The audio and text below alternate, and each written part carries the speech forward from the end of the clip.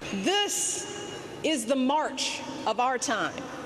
Marching door to door, registering people to vote. Marching everyone you know to the polls every single election. See, this is the sit-in of our day.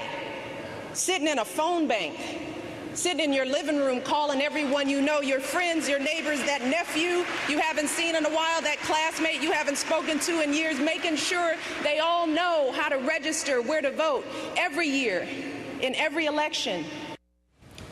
That was First Lady Michelle Obama at the Congressional Black Caucus banquet Saturday night, calling on the audience to get out the vote. Today, celebrities took to social media and activists hit the streets with that same message for National Voter Registration Day, a day to educate and register eligible voters. In 2008, about 6 million Americans didn't vote because they missed the registration deadline or didn't know how or where to register.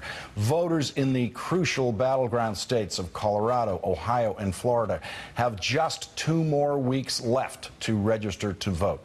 Joining me now, one of the organizers of the National Voter Registration Day, the chairwoman of Voto Latino, actress and activist Rosario Dawson. Rosario, well, how do you get the message out to unregistered voters? Because I would assume that they're kind of hard to reach by definition. Yes, and that's why it was really necessary for, when we started this idea over a year ago, that we needed as many partnerships as possible to reach out. So people locally, grassroots-wise, were going to be able to reach out to people and show up where they were going to be. So we had 1,200 partners across the nation. We had 900 events. It was incredibly powerful, and we weren't on the ground everywhere, but it's an opportunity for people to use their social media, because that's one of our greatest assets right now. Imagine Martin Luther King on Twitter. And it's a real thing. People, we're seeing a lot of people who, if they get registered and they mark that on Facebook, their friends register, and then their friends register, and it becomes this domino effect like we've never seen before, because people are aware and they share that information. It's really powerful. So that's what we're really kind of utilizing today, is people power.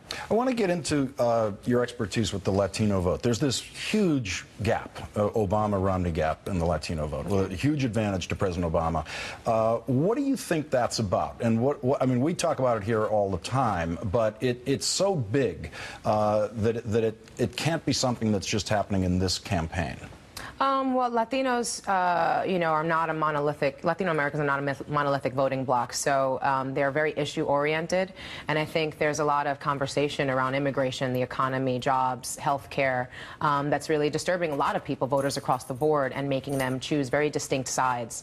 And when you're talking about cutting a lot of social services and people who are drowning in underwater loans, Latinos tend to be disproportionately affected by the foreclosure crisis, by a lot of different issues from the economy, jobs. And then especially they're getting really heated up around immigration. And I think, Obama did something with deferred action that really brought a lot of people, especially in the Latino community, on.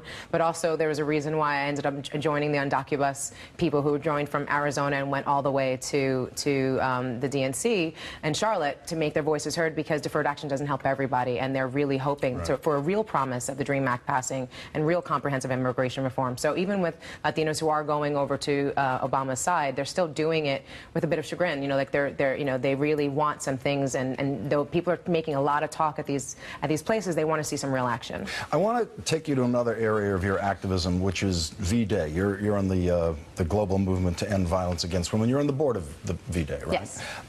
And we just had Claire McCaskill on. She's running for Senate in Missouri against a guy who said that there's a thing called legitimate rape, and in legitimate rape, the female body has the ability to somehow prevent pregnancy. Now, magic. You are dealing with the issue of violence against women around the world, and you might expect to hear that kind of thing in some other country.